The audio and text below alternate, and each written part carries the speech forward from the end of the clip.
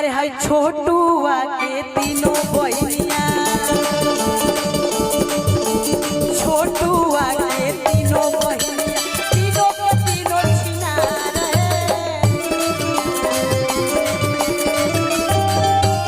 अरे हितावा के तीनों बहनिया, तीनों के तीनों खिलार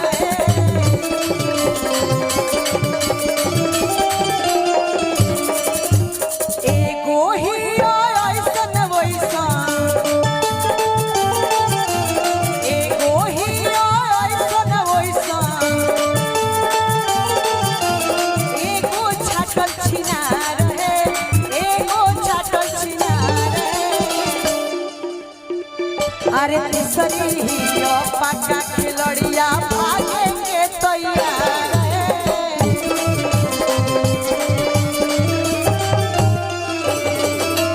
तीसरी पक्का खिलड़िया भागे के तैयार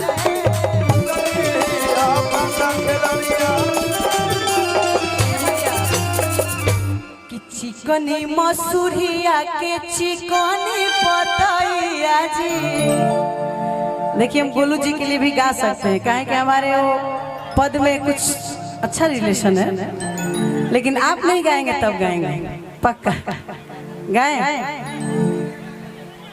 थैंक यू थैंक यू। कि चिकनी मसूरिया के चिकनी पतैया जी,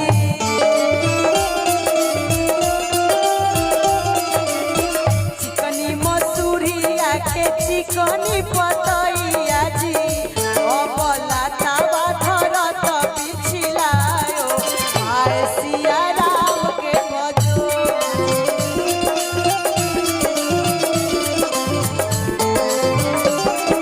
अबला तावा धरत पिछलायो आए सिया राम के बजो।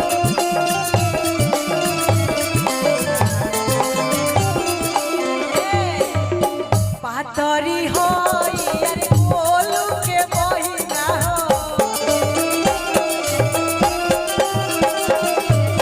पातरी हो यार हितावा के बहिना हो।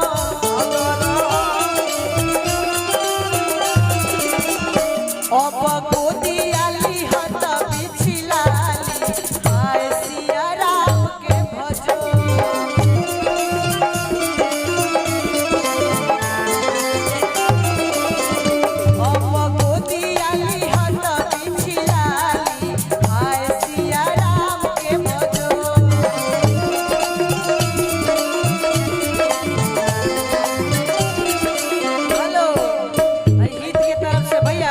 भैया गीत के तरफ से बड़ी सुंदर पुरस्कार।